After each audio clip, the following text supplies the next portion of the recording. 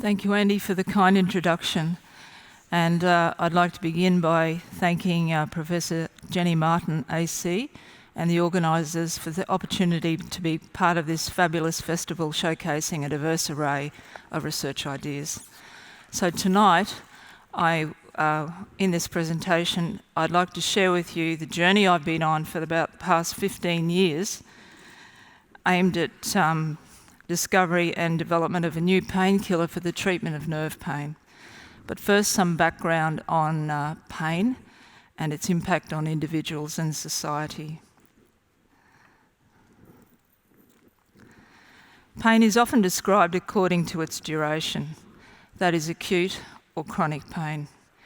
Examples of acute pain are post-surgical pain or pain due to tissue trauma such as a sprained knee or a cut finger. Acute pain has a protective role, limiting movement to promote healing. Typically, acute pain gets better by itself as healing takes place.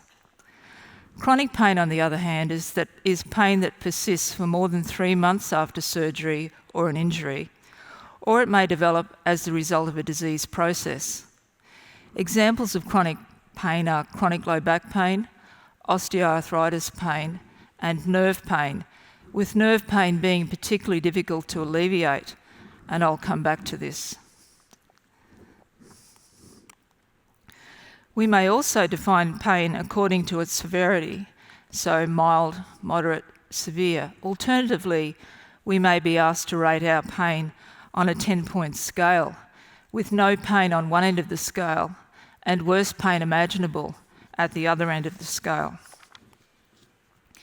In Australia and many other countries, surveys show that pain affects 1 in 5 adults, with this rising to 1 in 3 for people aged over the age of 65 years.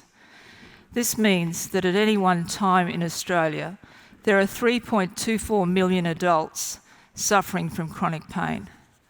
So it has very high impact. The cost of chronic pain is very high.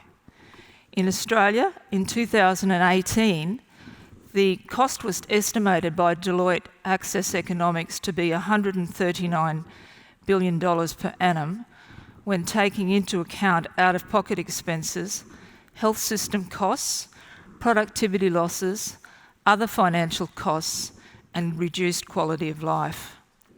In 2018, Australians paid $2.7 billion in out-of-pocket expenses to manage their pain, which equates to $22,600 per person with chronic pain. For the remainder of this presentation, I'm going to focus on nerve pain, a type of chronic pain that is particularly difficult to alleviate adequately. Following nerve injury, there's an ongoing barrage of abnormal firing of injured and adjacent non-injured nerve fibres into the outermost layers of the spinal cord. This constant barrage of abnormal nerve firing travels from the spinal cord to the brain, where it is interpreted as pain. There are also neuroplastic changes that take place in the brain and spinal cord to reinforce and amplify the ongoing pain signalling. Prescription medicines, including anti-epileptic drugs and anti-depressants that are currently used to treat nerve pain, were originally developed to treat epilepsy and depression. However, these medications were found by clinical observation by doctors to alleviate nerve pain in some individuals. Antidepressant drugs alleviate nerve pain by boosting the endogenous pain relief system in our bodies, whereas anti-epileptic drugs alleviate nerve pain by dampening otherwise abnormal pro-pain firing of nerves in the spinal cord and brain. As I've said already, nerve pain is challenging to treat adequately. The clinically used anti-epileptic and antidepressant drugs work in about 30% of patients, and 30% pain relief is regarded as a treatment success. Unfortunately, these medications produce brain-related side effects such as drowsiness and dizziness that limit further dosage increases. This means there's a large unmet medical need for new painkillers that are highly effective and well tolerated for the relief of nerve pain. In the pain research community, there are two major schools of thought regarding how to go about discovery of novel painkillers for the improved treatment of nerve pain.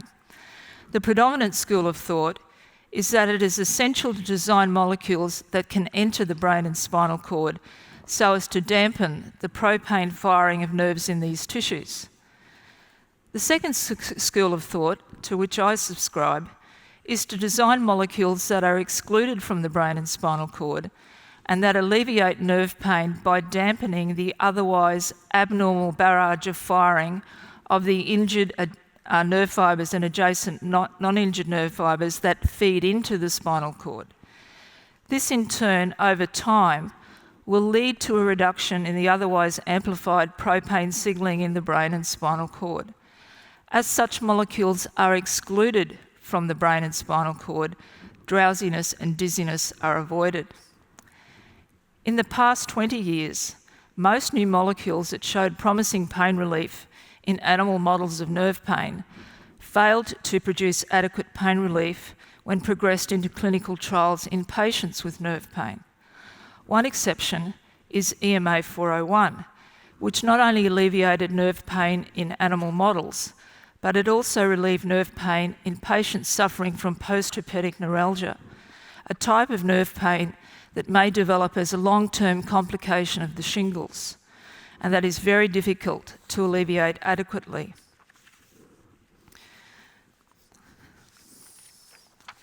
In clinical trials of novel painkillers, it's very important to include a placebo arm in the trial design so as to control for seasonal health issues, such as the flu, and because some people are in fact placebo responders.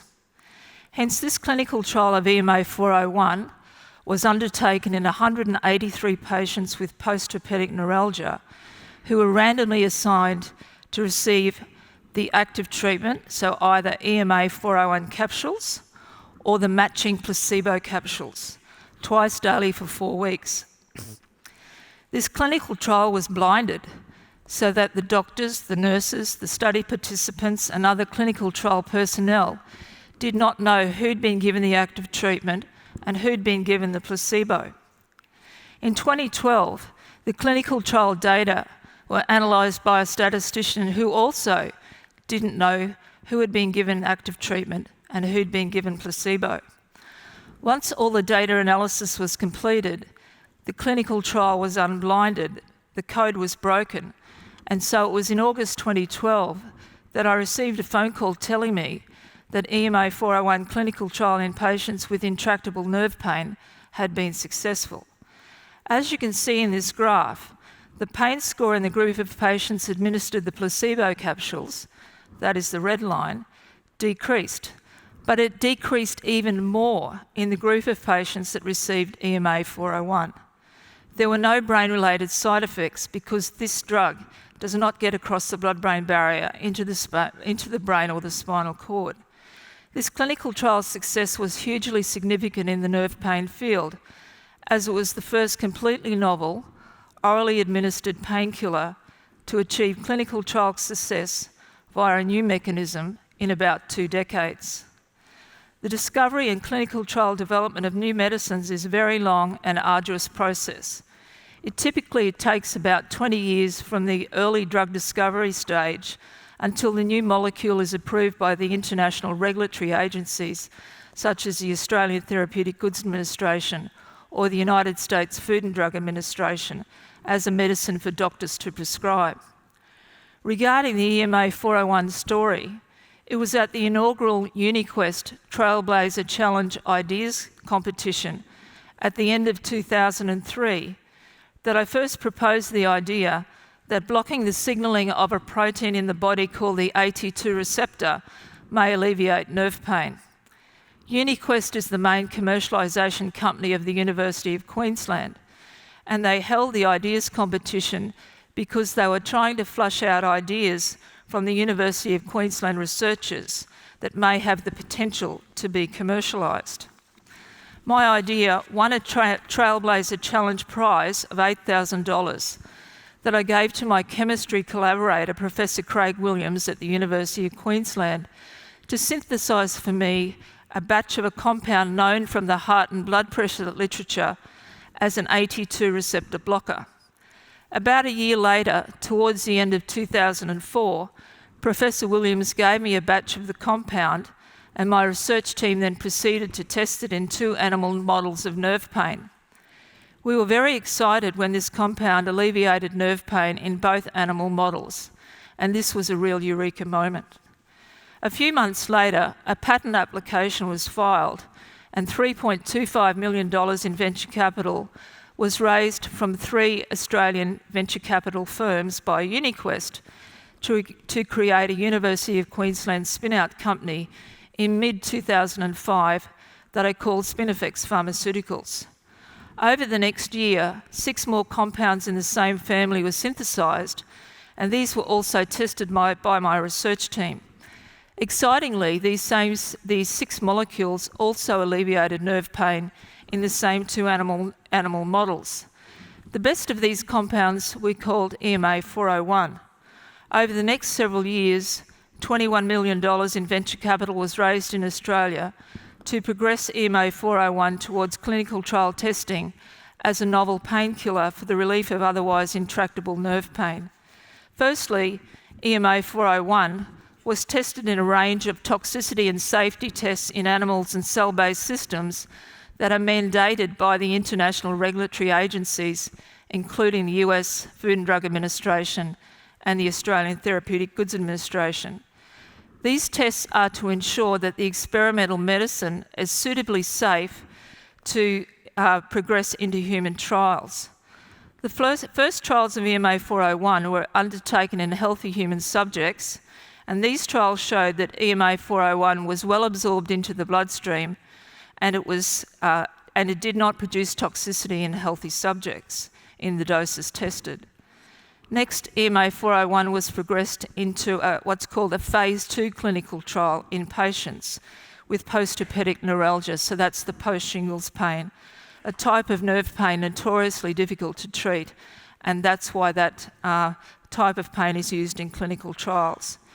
Excitingly, EMA401 was shown to produce greater pain relief than placebo, as I showed you a minute ago, for the relief of this type of pain after 4 weeks of treatment twice daily.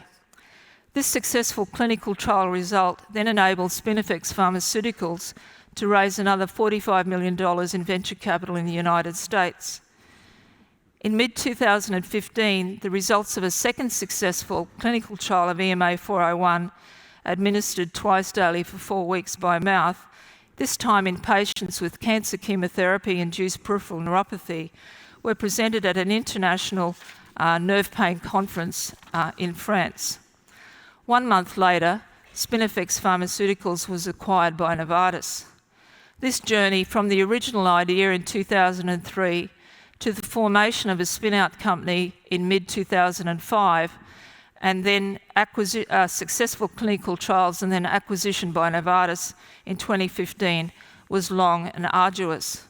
It was a team effort comprising people with diverse skill sets, including researchers such as myself, medicinal chemists, patent attorneys, technology transfer personnel, venture capitalists, consultant pain specialists and business people, as well as clinical trial personnel and statisticians, along with loads of perseverance and resilience, and with all of us pulling in the same direction.